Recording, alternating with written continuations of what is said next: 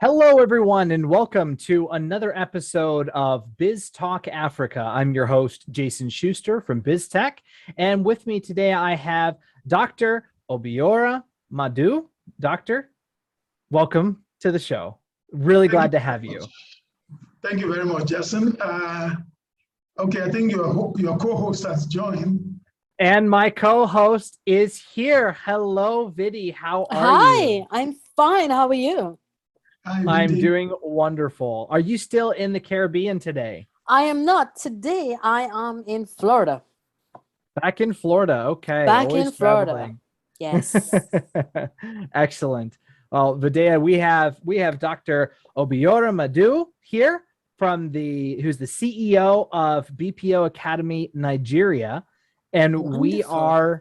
we are discussing BPO training in Nigeria today as our topic. So, Dr. Madu, if you would please tell the audience a little bit about yourself and a little bit about your organization. Thank you very much, Jason. My name is Obiara Madu, Dr. Obiara Madu. Oh, sorry. I am the CEO of BPO Academy Nigeria. I'll limit it to that because I'm also CEO to some other organizations involved in logistics and supply chain management. So that's basically it, and also the president of Association of Outsourcing Professionals of Nigeria. Wow. Excellent. Yeah. And Yeah. what were you doing before that? What kind of led you to where you are today? Okay, originally I was a banker.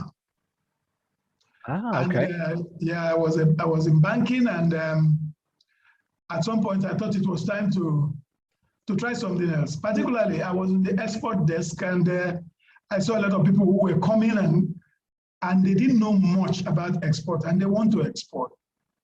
So they needed hand-holding, they needed teaching and all that. So I resigned from the bank and set up an export academy. That was how it all started. So now then how did I come about the BPO Academy? There was a conference in South Africa, a supply chain conference. I was asked to speak. So I said I wanted to speak on business process outsourcing, making Africa the next destination. So immediately after that very particular conference, I think after they uploaded the presentation, I started getting calls from everywhere until I agreed with an institute in India to partner to run their certification programs. That was how BPO Academy was given birth to in 2009. Wow. Okay. Excellent. And as far as your BPO Training Nigeria, tell us a little bit more about the organization itself, what you guys do, who you guys work with. Could you expand a little bit? Okay, BPO Academy Nigeria essentially is into training personnel, because the challenge in BPO is actually, even the big organizations in BPO, they want to go into a country, they want to make sure that there are enough talents there.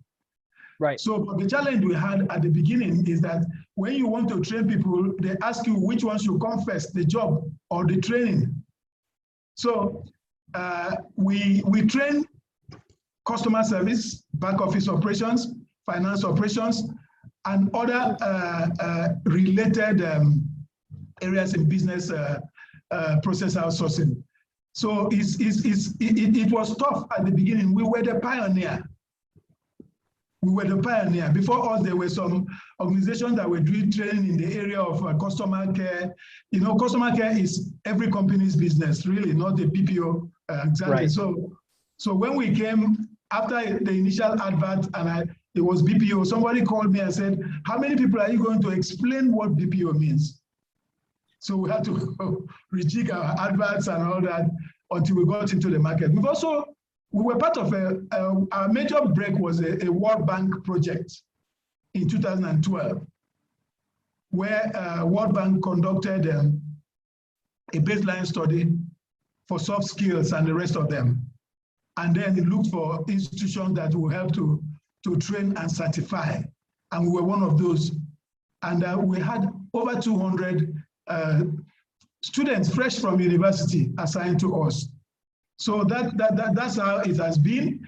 It's not fantastic because BPO has not properly taken roots in Nigeria. But we're coping. You know what? And it's so good. I'm so happy I made it for this session. Now, I have to call you Dr. Obi-Wan, right? So you're Obi-Wan for me now. That's okay. I'm a fan. What can I say? I'm a big fan of Star Wars. But what you're doing is amazing, right? Because I do a lot of business in Africa, and we have a lot of companies we deal with. There's a lot of activity where people want to get in. But it's about the resources, because Africa have some of the youngest population working force that's available. And how do you harness that? How could you train all these people? And it is going to be, magnificent to have a company where you can sort of outsource them, because some companies are too small to have, 40 departments. You can't have that. If you could outsource some of the more, mundane type of stuff, then you sort of keep your startup costs a little bit lower, more controllable, and then you actually start to spread it using the BPO mechanism to do that. And you have many reasons why, right? It's a cost benefit for one, but more than anything else, the risk to your company, because you're having trained people who have experience that's actually doing the transactions for your business, right? So I myself will make sure I contact you to send business your way, because I think, like, as you said, you're the pioneer in Africa for this. And there's so much activity in Africa, but being able to get the right resources and get stuff done, it's not easy. So, I mean, kudos to you guys and your team for what you've done. And I love your trajectory in, working in the banks, moving into sort of the Academy for Exports, and actually now you have your BPO Academy. It's brilliant. Thank you very much. I must tell you that it's not been easy. BPO is quite wide. It requires the necessary environment. It requires infrastructural technology. It requires policies and legal framework to work. These are all the things that we are telling government, that all this youth unemployment can be resolved if BPO can be activated. But that has actually been the challenge. It's not coming forth. So we're talking. As the president of the association, we've been talking with government agencies that are responsible. Let me give you a typical example. Someone took a bill to the National Assembly in Nigeria and said that outsourcing should be scrapped, should be outlawed. I'm sorry, it sounds crazy, isn't it? On what basis? His argument was that contractors get jobs and then pay the workers so little. And then we came in and said, look, there's a difference between contracting and outsourcing. Right. My members, even when they lose a job, those staff don't lose their job. They remain in that organization until another job comes. So totally a different ballgame. I mean, outsourcing today is about what the companies charge is administrative fee. Those who are giving the job are specific on how much should be paid to the staff, and they keep to it. So eventually, I think with the help of government agencies, we succeeded in putting that at bay. That's just to let you know the kind of situation that we go through. The environment is the biggest problem. You know that in terms of youth population, we have it. We're English speaking. We are +1 GMT. We have everything at our disposal, but we need that knowledge, that awareness on government side to be able to provide the relevant environment for us to prosper. Well, I'm supporting BPO for government services in that case. Or outsource fractional government decisions Yeah. to people who could make the decisions. But you make a very, very good point there. And so what is it like now, or who do you face off with at the government level? And what would you like to see? What reform would you like to see at the government level that gives you the support you need to really grow this your academy? Well, for example, I mean, the World Bank job we got was great. It was great, provided quite a opportunity for a whole lot of other things. But for example, foreign companies, and outsourcing, you have onshoring and offshoring. The Right. offshoring is where the foreign jobs come into Nigeria. That's where the challenge is. Even the domestic BPO is still in the infancy. So I recall that Wipro, Yes. Wipro, Yeah. Wipro called me.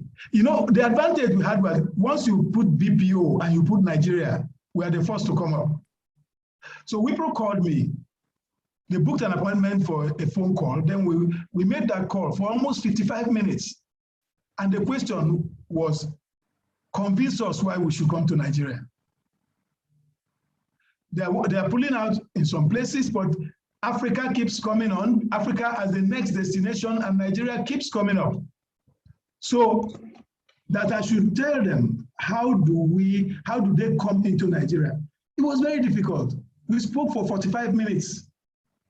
The issue was what of power, what of environment. That was before the insecurity issues and the rest of them. So that is what government.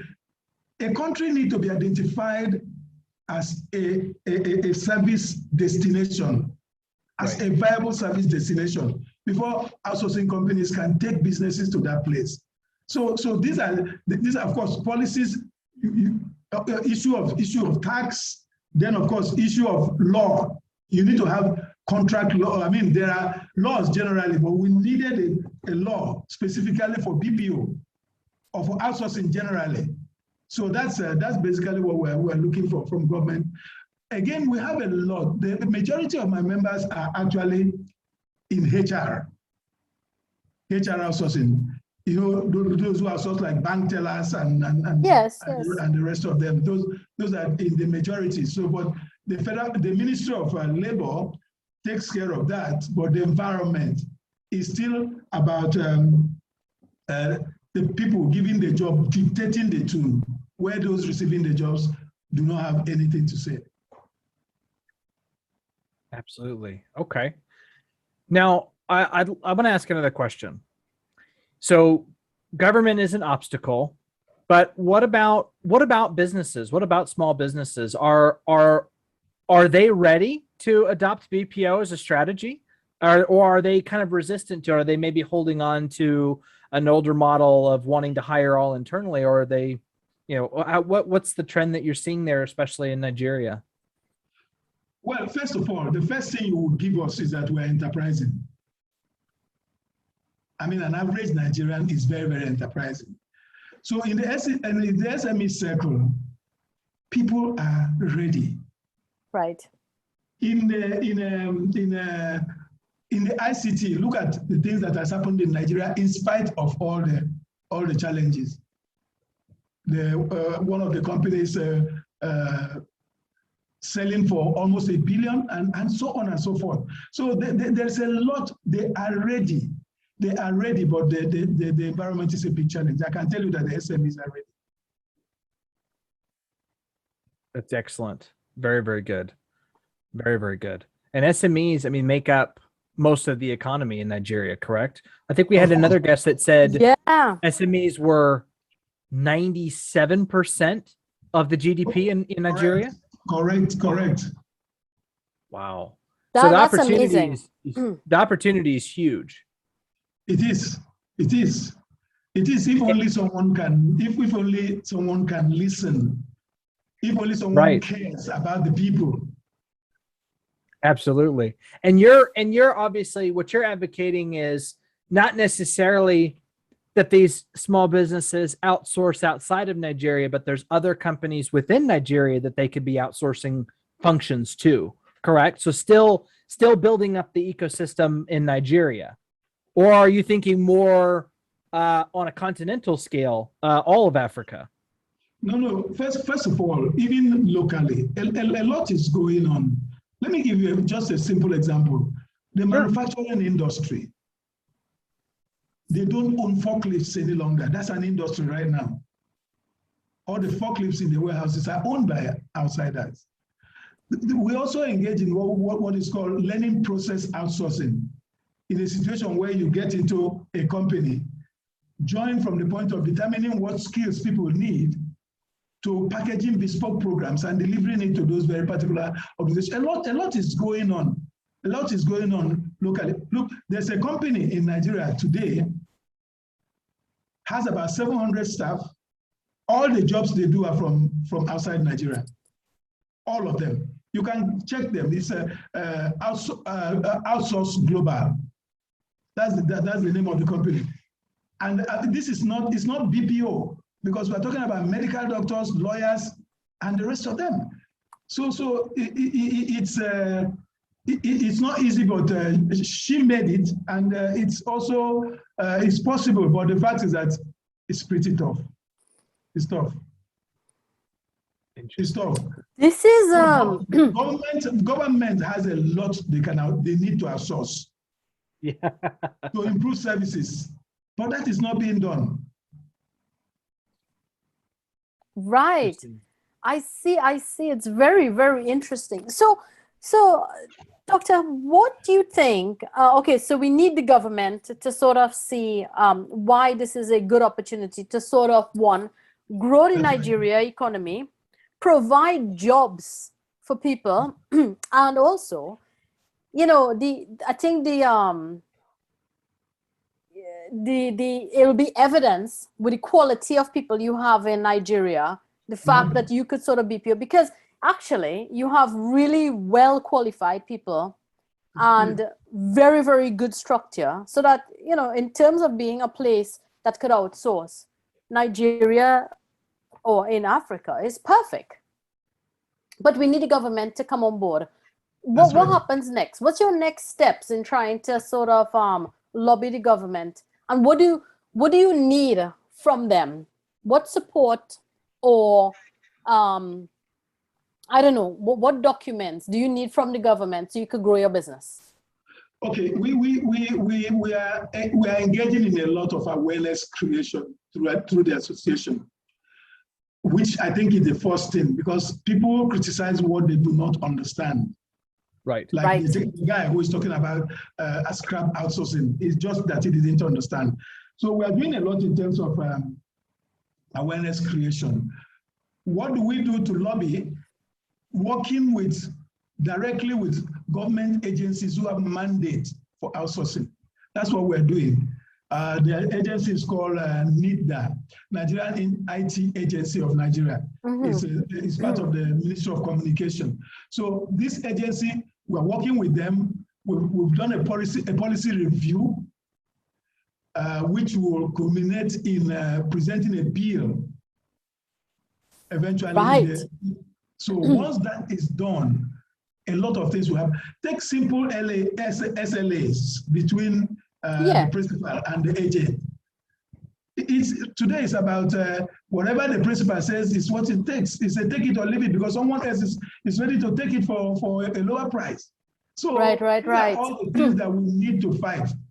And then my association does not have the stamp of government, so we can only regulate our own members. So this is right. And that actually puts you on the back foot, right? Because it means that if you don't have the government support, you know, you can't control anything from the SLAs that's going through. You actually have to take what's given, because there's no, you know, good faith and fair method in how you do business. Yeah, that's right. That's right. Well, you know what? I am so glad, and Nigeria is so happy they have you to fight for them on this, because this is where the world is headed. This is what's needed. That was really interesting what you said earlier. The warehouse company doesn't have any forklifts. That's outsourced. Now I'm on Outsource Global and I'm checking it out here. So you could, you know, if you look at it intelligently, you can start a business and outsource functions So the speed at which businesses could start growing in Nigeria, if the outsourcing mechanism and support is working properly, it speeds up the economy, doesn't it? Of course, yes. Of course, yes. Like I said, there are things happening, but it is not coming in the magnitude that it should. Yes, yes. Right. It's not coming in the magnitude that it should. Therefore, the impact on the economy is not as much as it should be. That's what there was a research sometime called by a Minister of Finance who was looking for 3 industries that can give the fastest job within the shortest possible time. Outsourcing was one of them, but it was not followed up. It was not followed up. Wow. Interesting. Now, I may be backtracking a little bit, but you said something earlier that sparked my interest, and I'm curious. You mentioned that the government has lots of processes that they should be outsourcing, right? Yes, yes. A question for you is, which ones do you think would make the biggest difference? Which ones would make the biggest difference and biggest impact on effectiveness? Digitization. There are heaps of papers in offices. If you are told to go to that room and look for your proposal, you are finished because you never can find it. So digitization is number one. Digitization is number one, and the impact is going to improve. That's not to talk about other things. I'm answering it because you said one, and that's why I mentioned digitization first. There are others, but digitization is number one. Okay, digitization. If you had to pick a number 2, what would be number 2 then? Because digitization, that's pretty big impact. I agree. The second one will be training. Training, because people who work for government, I don't know how it is elsewhere, see it as it's a right. I once asked somebody from a university, do you regard the students as your customers? And she said, for what? Whether they pay or they don't pay, I get my salary. Wow. So this is what I mean. So there's a need for change of mindset. Yes. Because even if you complete the digitization and you do nothing about the mindset, it will be, and this cuts across the developing countries. It's not just about Nigeria. Absolutely. That's education for you. As it is in Nigeria, as that's how it is in Ghana, in all Kenya, everywhere. So it's the only thing is that we're all not moving at the same pace, but we all need to start moving because the world is not waiting for us. Absolutely. It's like putting a bus driver in a self-driving bus without training, and you'd be like, what do I do?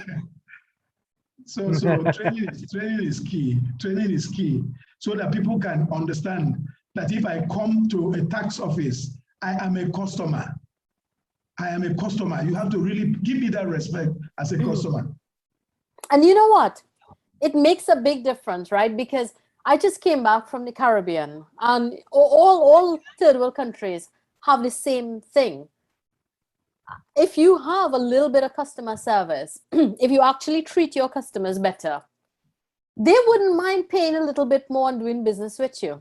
Yes. But if you don't treat them properly, they can't wait to finish that experience because it's not memorable. Yeah, that's right. That's right. Customers are willing to pay more, but just to be, someone said there was a lot of argument about the customer being right all the time. He said, fine, the customer is not always right, but he is always the customer. That's right. Absolutely. They're always the customer. It's always the customer. Very, very true. They're always the customer. Okay. So training and digitization, huge things that can be, those are processes that could be outsourced. They can make a huge difference. And then we can fix other things. Okay. Sure. So then I guess, unless Vidhi has another question, which Vidhi always has lots of questions. You asked earlier, Vidhi, about, what's next. what do you see as your long-term vision for the organization? Like, really, I mean, if you looked back, 5 years from now, 10 years from now, you look back and say, yeah, we accomplished the vision. What does it look like? The long-term vision is actually for us to get to a level, which was exactly why I got involved in association, not just in running my own organization. Right. So that as an industry, we can grow domestically, and then be in a position to attract so much businesses from outside. So, I mean, looking forward to when it is possible that most of our members and our organization, including my own, will be working for outside organizations. The target is that in a short while, the country will be identified as a viable BPO destination. That way, people will start looking in that direction and want to outsource to that place. That's a wonderful vision. That's a wonderful vision. I like that, and I can see that. I had the opportunity yesterday to be at an event where the panels, they were specifically talking about the new free trade agreement in Africa, the continental free trade area, and the overall spirit of all of those panelists was that Africa is not only capable, but is on a trajectory to become a global player in business and trade.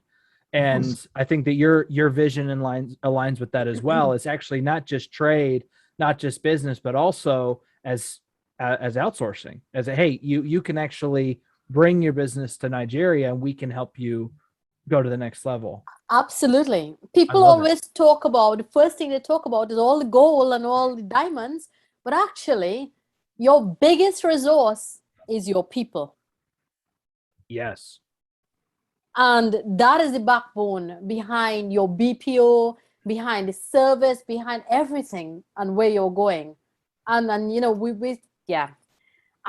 this is not enough time, Jason. I need more time with the doctor.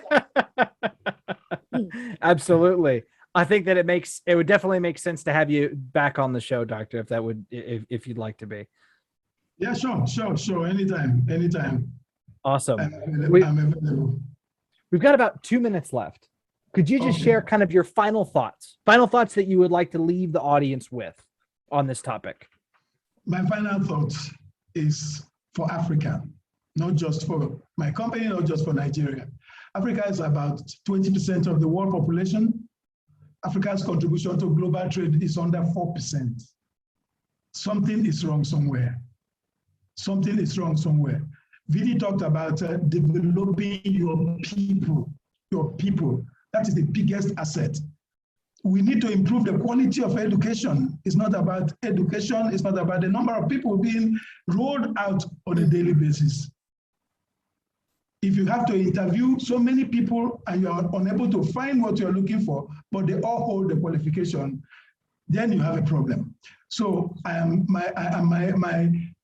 looking at a situation where those companies, big companies, want to come, they come without having to ask questions because they know they will get what they want. Absolutely. And it is very, very possible.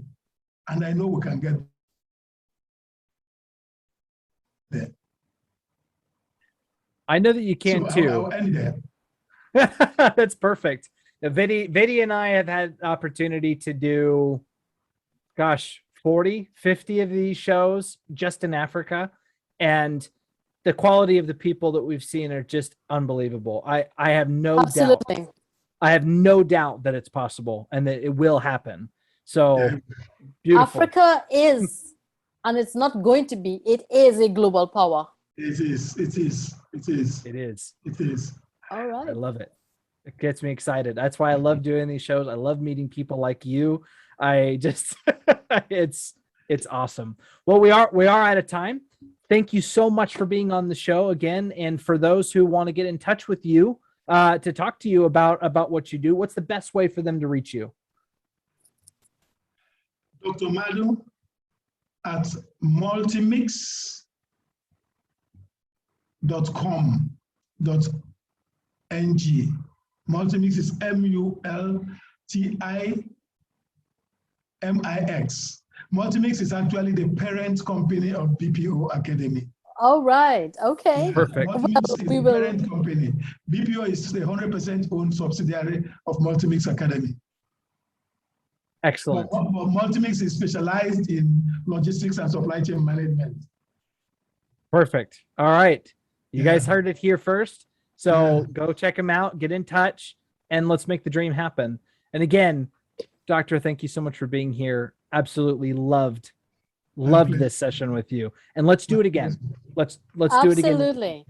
Doctor, before you go, we have one tribe that we coined here on BizzTalk with all the people who sort of visited from Africa to BizzTalk. And we encourage people to continue, tuning in and hearing what we have to say. You have an ambassador here. Oh, we love that. Going to help to move that out there and then get a lot of people to join that tribe. Excellent. One tribe. Already a member. Okay, Already Doctor. a member. Yes. Thank you. Awesome. Thank you so much. Thanks again. All right. And to our audience, thank you as always. My Tune in pleasure. next time. See you Bye-bye. again. Bye.